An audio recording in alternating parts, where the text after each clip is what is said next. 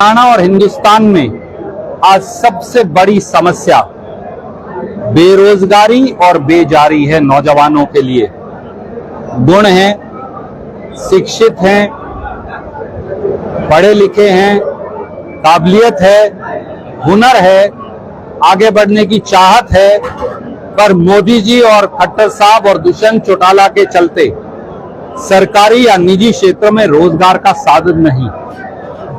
हरियाणा में तो एक ऐसी निकम्मी सरकार चल रही है जो पेपर लीक माफिया को संरक्षण देती है। 43 पेपर लीक हो चुके, 43 बार पेपर मंडियों में बिके। हरियाणा के नौजवानों का भविष्य मंडियों में बिका, परंतु खट्टर सरकार ने आज तक ना किसी की सजा करवाई, ना कोई जेल गया। क्योंकि सच्ची बात यह है कि पेपर लीक माफिया के तार सत्ता में बैठे सफेद पोशों से सीधे सीधे जुड़े हैं। हजारों करोड़ रिश्वत में इकट्ठा किया जाता है नौजवानों के भविष्य को मंडी में बेचकर। वो पैसा सीधा सत्ताधीश सफेद पोशों तक जाता है। और खट्टर साहब को शर्मसार होना चाहिए जब कल उन्होंने ये कहा कि पेपर सेटिंग एजेंसी या HSSC से उनका कोई वास्ता नहीं।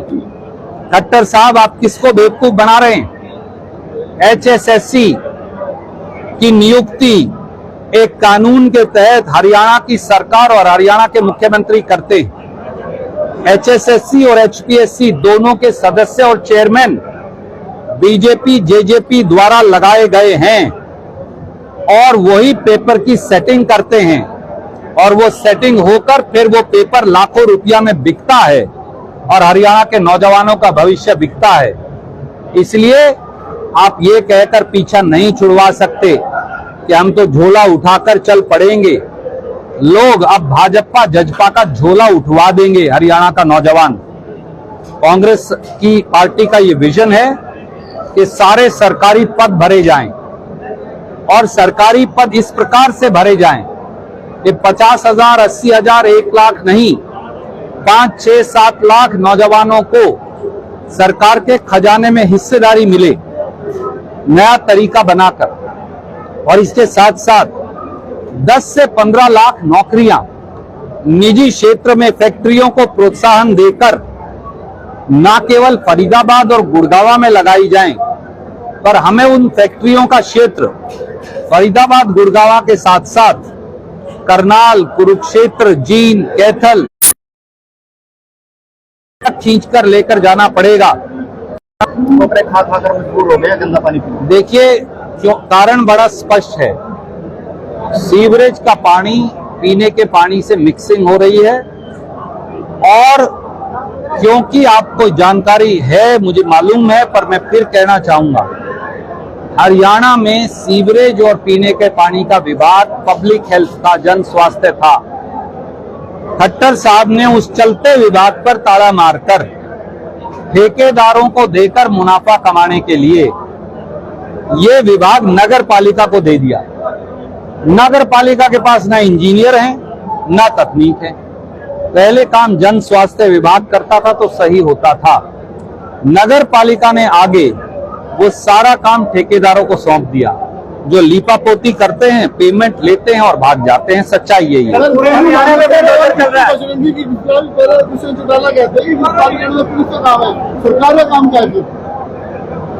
अगर पुलिस का काम है तो पुलिस किसके पास है? क्या पुलिस कांग्रेस के पास है या बीजेपी JJP के पास है? कितना और बेवकूफ बनाएंगे इस प्रकार के उल-जलूल बयानों से। सच्चाई ये है साथियों कि ना इन्हें सरकार चलाना आता, ना इनसे सरकार चल रही। जितना जल्दी इन्हें हरियाणा से लोग निकालेंगे उतना हरियाणा का फायदा है। बहुत बहुत शुक्रिया। पूरे हरियाणा में बुलडोजर। तो समाज का हर वर्ग पीड़ित है, पर अगर आप मुझे सही मायनों में पूछें तो 9 साल की मोदी सरकार और 9 साल की भारतीय जनता पार्टी और जजपा सरकार, 4.25 साल की मनोहर लाल खट्टर जी और दुष्यंत चौटाला की जोड़ी, अगर सबसे ज्यादा नुकसान, सबसे ज्यादा विश्वासघात, सबसे ज्यादा धोखा, छल और कपट अगर किसी वर्ग के साथ इन सरकारों ने किया है तो वो हरियाणा और हिंदुस्तान का नौजवान है। आज पूरे देश में सबसे ज्यादा बेरोजगारी की दर 36 और 37% हरियाणा में। आज हरियाणा का नौजवान 3.5 साल से नौकरी की तलाश में सीईटी पेपर को लेकर धक्के खा रहा है। 3.5 साल लगे एक कॉमन एलिजिबिलिटी टेस्ट करने को, जो अब कॉमन एक्सप्लॉयटेशन टेस्ट बन गया है बच्चों के लिए, और जो उसका नतीजा निकाला वो 3.5 साल के बाद गलत पाया गया। 3 बार उसे दुरुस्त करने का मौका मिला, फिर भी दुरुस्त नहीं हो पाया। दूसरी बार भी जो नतीजा निकाला सीईटी का वो भी गलत पाया गया। और 4 अगस्त 2023 को इसी महीने पंजाब हरियाणा हाई कोर्ट की एकल खंडपीठ ने सीईटी के नतीजे को सिरे से खारिज कर दिया। तब खट्टर साहब, दुष्यंत चौटाला, आनंद फानन में भागे और रातों रात अगले दिन सुबह टेम्परेरी स्टे ले लिया। हाई कोर्ट ने स्पष्ट निर्देश दिया कि आप किसी नौकरी का नतीजा नहीं निकाल सकते। इसके बावजूद भी 6 और 7 अगस्त को 12,117 पदों के लिए ग्रुप 56 और ग्रुप 57 पेपर लिया गया। क्या हुआ? 6 अगस्त दिन एतवार का पेपर जींद में लीक हो गया। पेपर माफिया ने उसे 25 से 35 लाख रुपए में बेचा। लोग पकड़े गए और मैंने उसी दिन बता दिया था कुछ नहीं होगा, ये कह देंगे कि तो वो पेपर ही नहीं था। तो फिर भाई पेपर अगर वो नहीं था तो आपने लोग पकड़े क्यों थे और दलाल पकड़े क्यों थे? जैसा खट्टर साहब और दुष्यंत चौटाला हर बार करते हैं वो वही करेंगे और कह दिया कि ये तो पेपर ठीक था। 7 अगस्त को अगले दिन उसी पेपर के 100 में से 41 सवाल पिछले पेपर वाले आ गए, यानी पेपर लीक हो गया। सिर्फ यही तो कहना बच्चों को, भाई कल वाला पेपर पढ़ के आ जाना, बदले में 20 लाख, 25 लाख, 30 लाख की रिश्वत ले लो। आप मुझे बताइए, एक से दूसरे दिन 41 सवाल अगर वही आएंगे, पहला पेपर 12वीं के लेवल का है, दूसरा बीए के लेवल का है। बीए के लेवल में 12वीं के लेवल में 41 सवाल 100 में से कैसे आ सकते? नतीजा यह हुआ कि जो चाहते हैं उनको पास कर देंगे, बाकी फेल। जब हमने इस बात के लिए आवाज उठाई तो कल शाम को खट्टर साहब ये कहते हैं मैं तो पेपर सेट करता नहीं। खट्टर साहब, इससे बड़ी जाति हरियाणा के युवाओं के साथ क्या हो सकती है? HSSC हेरा फेरी, HS 60 S सर्विस सी कमीशन, हेरा फेरी 60 सर्विस कमीशन मनोहर लाल खट्टर जी और दुष्यंत चौटाला की शय से चलने लग रहा है। सच्चाई ये, इसके मेंबर बीजेपी के सदस्य रहे, इसका चेयरमैन बीजेपी से जुड़ा हुआ है, इनकी नियुक्ति आपने की है, पेपर की सेट करने की एजेंसी ये लगाते हैं, तो मुख्यमंत्री और उप मुख्यमंत्री जिम्मेवार क्यों नहीं है? आप खुद पेपर बिकवाते हैं, आप खुद पेपर लीक करवाते हैं, पेपर माफिया को आप पकड़ते नहीं, पेपर को मंडी में बेचते हैं, हरियाणा के युवाओं के भविष्य को मंडी में बेचते हैं और फिर कह देते हैं झोला उठा लिया, मेरी तो कोई जिम्मेवारी नहीं, झंडे पाड़ दिए उन्होंने। तो लोग आपके झंडे पाड़ देंगे जिस दिन वोट पड़ेगी, याद रखना हरियाणा का नौजवान। और ये पहला पेपर नहीं बिका, ये 43वां पेपर बिका है। पत्रकार साथियों को मैं याद दिलाना चाहता हूं, 43rd पेपर, 43वां पेपर हरियाणा में बिका। क्लर्क का पेपर बिका, एक्साइज इंस्पेक्टर का पेपर बिका, एग्रीकल्चर इंस्पेक्टर का पेपर बिका, पटवारी का पेपर बिका, एचसीएस जुडिशियल का पेपर बिका। यानी क्लर्क और चपरासी से लेके जज तक के सारे पेपर बिक चुके। अभी एचसीएस का पेपर हुआ, 38 सवाल उसमें भी मैंने पकड़ के बताए।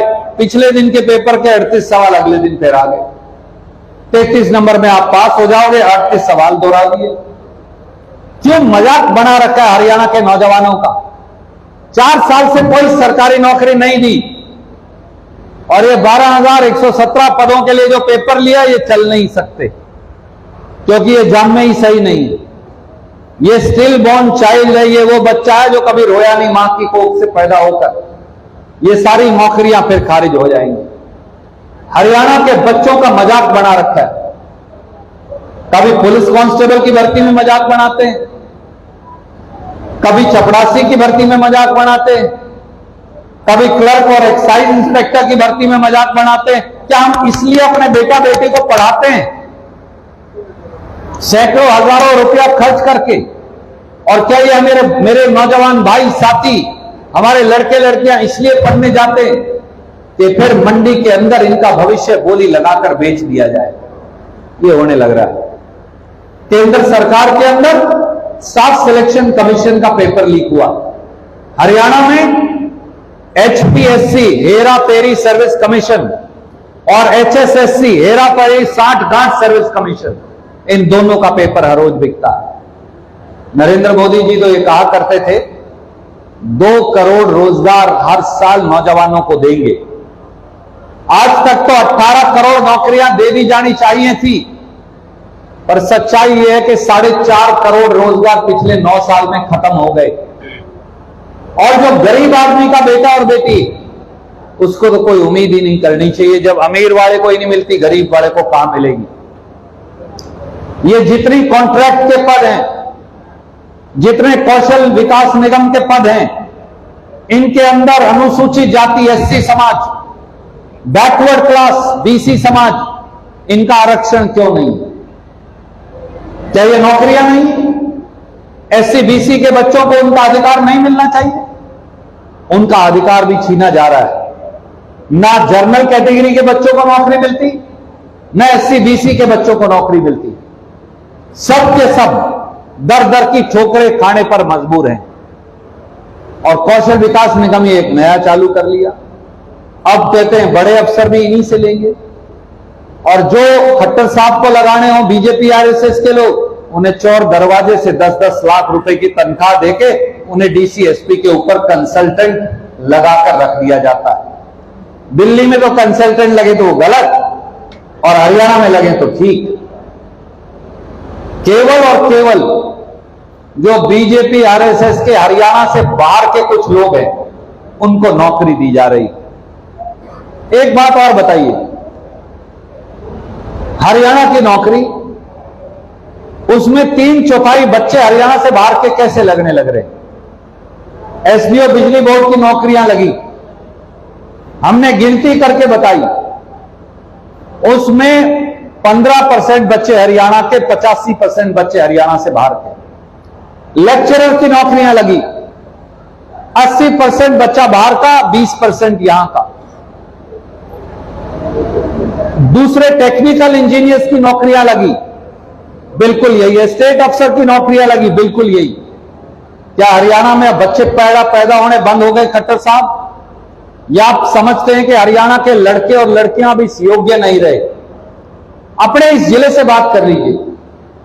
याद करिए, कोई नौकरी लगती थी, कैथल जिले के बच्चों का उनके गुण के आधार पर हर नौकरी के अंदर हिस्सा मिलता था। मुझे नहीं मिला, इस भाई को मिल गया, इसको नहीं मिला, आपको मिल गया, आपको नहीं मिला, पीछे भाई खड़ा उसको मिल गया। पहली बार पिछले 4 साल से एक बच्चे को भी रोजगार का मौका नहीं मिला, और 2-4 जिनको मिल गया वो सारा कोर्ट के अंदर भर्तियां चली गई। बच्चे धक्के खा रहे हैं।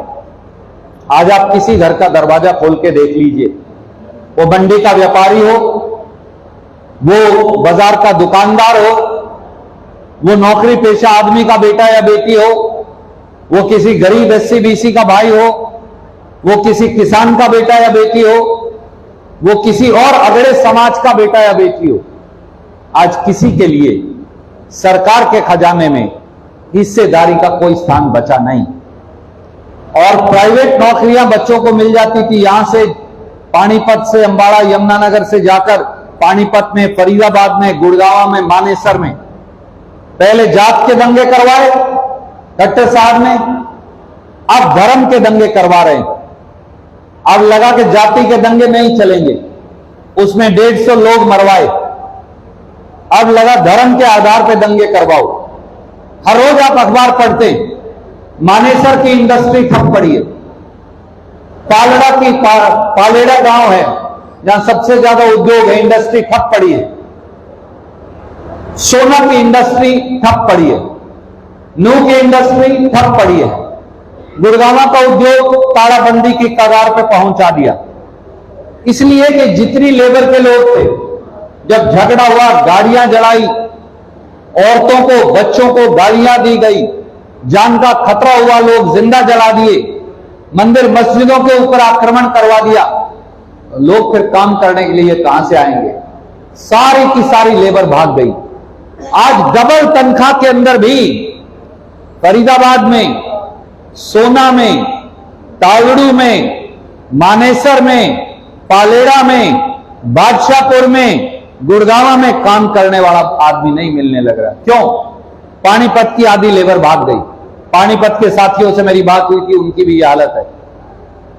दोस्तों, साथियों, एक बात जान लीजिए, हरियाणा सरकार की नौकरी है 3 लाख, 3.5 लाख। हमें चाहिए 25 लाख नौकरियां। मैं दीपक से, भूरिया भाई से, लक्की भाई से, सुरेंद्र भाई से, जितेंद्र भाई से, सारे साथियों से बात करने लग रहा था। हरियाणा को 25 लाख नौकरियां चाहिए पंडित जी, कम से कम। 3 लाख, 3.5 लाख में 50,000, 60,000, 70,000 खालियां हम भर भी देंगे तो भी बच्चों का पंडित जी कुछ होने वाला नहीं। जब तक हम निजी क्षेत्र में और सरकारी क्षेत्र में 22 से 23 लाख नौकरियां नहीं पैदा करेंगे, तब तक हरियाणा के बच्चों का प्रधान जी भला नहीं हो सकता। कहां से आएंगी राकेश भाई ये नौकरियां? ये नौकरियां जो हैं वो भी भगाने लग रहे हैं। क्या आप जानते हैं नौजवान साथियों, भाइयों, हरियाणा का टैक्स कहां से आता है? हरियाणा का 85 पैसे टैक्स, 85 पैसे 1 रुपया में से अकेले गुड़गांव और मानेसर से आता है, फरीदाबाद से आता है। खट्टर साहब ने दूध देने वाली गाय के ऊपर हमला बोल रखा है। सोना देने वाली जो मुर्गी है, अंडा जो देती है, उसी के ऊपर हमला बोल रखा है। पूरे हिंदुस्तान में कहीं भी कोई फैक्ट्री खोले संदीप भाई, एक दफ्तर वो गुड़गांव आके जरूर खोलेगा। हम कॉरपोरेट हब हैं दुनिया का, हिंदुस्तान का तो है ही। कोई ऐसी कंपनी नहीं हिंदुस्तान में उसकी फैक्ट्री। एक शहर में 22 लाख लोग काम करते हैं। हमारे बच्चे जैसे जैसे तैयार होते जाएंगे, बाहर वालों की जगह हमारे बच्चों को वो रोजगार मिलता जाएगा। गुड़गांव रखेंगे, कहेंगे सारे जाट गुजरों से लड़ लो, गुजरों सैनी से लड़ लो, सैनी पंजाबी से लड़ लो, पंजाबी अग्रवालों से लड़ लो, अग्रवाल एससी से लड़ लो, रविदासिया वाल्मीकि से लड़ लो, वाल्मीकि धानक से लड़ लो, ये उससे लड़ लो, प्रजापत लोहार से लड़ लो, लोहार कुहार से लड़ लो, एक करते रहेंगे। ये हिंदू मुसलमान से लड़ लो, आखिर में हमारी सारी इंडस्ट्री, सारा टैक्स, सब कुछ चला जाएगा। इस साल हरियाणा का रेवेन्यू में 30 पैसे की कमी आने वाली है, मैं आज बता रहा हूं आपको। अगर सोने की अंडा देने वाली मुर्गी को ही मार दोगे पंडित जी, तो क्या रणदीप करेगा, क्या कोई और करेगा? कैसे सरकारें चलेंगी? पैसा कहां से आएगा? तरक्की होगी कहां से? ये कर रहे हैं, ये इन बच्चों के भविष्य का कत्ल करने लगे। और इसलिए मेरे साथियों, नौजवान भाइयों, ये प्रांत आपका, माफ कीजिए, जो लोग 40 से ऊपर हैं, ये प्रांत उनका नहीं है। हम तो 40 से ऊपर के आगे। इस प्रांत की औसत उम्र 18 से 22 साल है, यानी 35 साल से कम में 50, 55, 60 पैसे प्रांत है। 35 साल से कम की आयु का भविष्य आपका है। हम बड़े भाई के तौर पर आपको राह दिखा सकते हैं, आपकी उंगली पकड़ सकते हैं। आप समझो, अगर ये सब कुछ बंद कर देंगे, ताला मार देंगे, तो ना रणदीप चालू कर सकता, ना कोई और उससे दोबारा चालू कर सकता। हमें 25 साल लगे मारुति लाने में, 25 साल लगे मारुति को डेवलप करने में। इंदिरा गांधी जी और संजय गांधी जी लाए थे, और सोनिया गांधी जी और राहुल गांधी जी ने मारुति का उद्योग डेवलप किया था। उस उद्योग के सहारे फिर बाकी के उद्योग आए। मैं भी उद्योग मंत्री रहा हूं। जितने इंडस्ट्रियल एस्टेट दिखते हैं आपको, वो सारे आपके भाई के हाथ के बनाए हुए, समेत इंडस्ट्रियल एस्टेट नू के। वो इलाके में मुस्लिम भाई ज्यादा हैं, सोना में भी ज्यादा थे।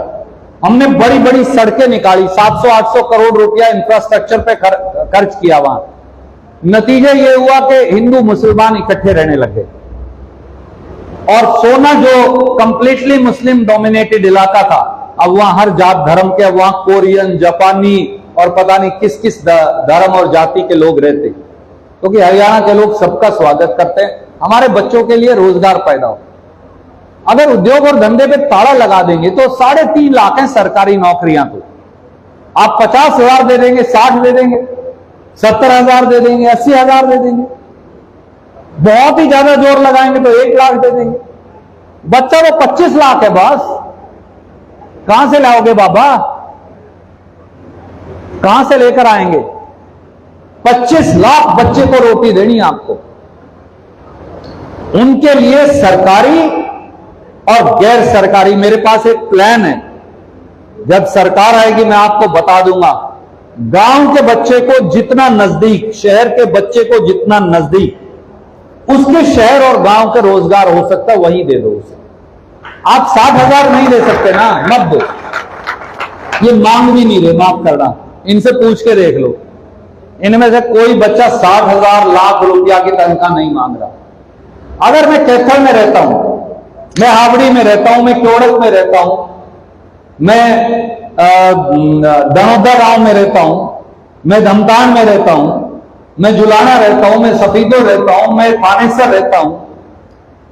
मेरे गांव के नजदीक अगर पहाड़ी मुझे नौकरी मिल जाएगी, मेरे शहर के नजदीक नौकरी मिल जाएगी, तो घर तो जेलर साहब मेरे माँ बाप का खाना रहता काम करें, तो फिर मेरा 15,000 20,000 की नौकरी में भी काम चलता है। सरकार को भी उसकी विधा 10 नौकरियां और लग जाएंगी, बाकी सब ऐसे ही मीठी गोलियां बटेगी। तू 2 ले ले, तू 4 ले ले, तू 5 ले ले, तू 7 ले ले, फिर यही कहानियां चलती रहेंगी बस। अगर आप नए सिरे से सरकार को नहीं सोच पाएंगे तो अब तो हरियाणा के पास पैसा ही नहीं बचा। 1,70,000 करोड़ तो खट्टर ने कर्जा ले लिया, 60,000 हमने ले रखा था पहले, तो साहब 3 लाख करोड़ से ज्यादा का तो कर्जा। 9% भी बाबूजी ब्याज लगाओ तो 27,000 करोड़ रुपए तो यही देने। 25 से 27,000 करोड़ तो ब्याज ब्याज के देने, मूल की तो बात ही नहीं है। अभी कहां से रोजगार दोगे बच्चों को? मैं कड़वा आदमी हूं पर सच्चा आदमी हूं, मीठी गोली देकर आगे नहीं किसी को भगाता। मैं इसलिए, आप सारे युवा साथी हो, इस जिले से के अलग अलग कोणों से हो, समझदार हो, आपको पता आपके भाई ने जो कहा वो करके दिखाता है, बीच में नहीं छोड़ के जाता हूं। मेरे पास प्लान है 7 लाख बच्चों को, 5 से 7 लाख बच्चों को तो हरियाणा सरकार के खजाने से पैसा देंगे, और 10 से 15 लाख बच्चों को निजी क्षेत्र का रोजगार पैदा करके देंगे, ताकि वो प्राइवेट सेक्टर में जाए। नहीं तो 37% नहीं 57% हो जाने वाली है बेरोजगारी, बच नहीं सकते। इसलिए साथियों, अगर दुष्यंत चौटाला और मनोहर लाल खट्टर कुछ कर सकते तो उनको तो 9 साल हो गए। नरेंद्र मोदी कुछ कर सकते तो उनको भी 9 साल हो गए। 9 साल उनको आजमा के देख लिए, 7-8 महीने इनके और बचे। मैं युवाओं को यह कहूंगा, आप राजनीति से आगे बढ़कर इस देश, इस प्रदेश के भविष्य के लिए सोचिए, खुद के बारे में सोचिए, आपका भला कौन कर सकता है इसके बारे में सोचिए, आपके घर में रोशनी कौन कर सकता है इसके बारे में सोचिए, नेता के बारे में भी सोचिए, पार्टी के बारे में भी सोचिए।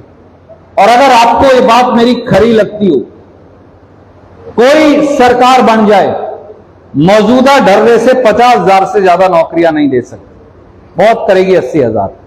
80,000 में हरियाणा को रोजगार नहीं मिल सकता, क्योंकि हरियाणा में 2.5 करोड़ में 10% बच्चा, 25 लाख बच्चा बेरोजगारी की मार सहने लग रहा है। आप अपने अपने घर में झांक के देख लो, आपको जवाब मिल जाएगा। इसलिए मैं जहां मेरे छोटे भाइयों को, तो लक्की को, भूरिया को, दीपक को, जितेंद्र भाई को, बाबे को, सबको, आप सबको इस बात का तो धन्यवाद देता हूं कि आपने इस युवा सम्मेलन को बुलाया।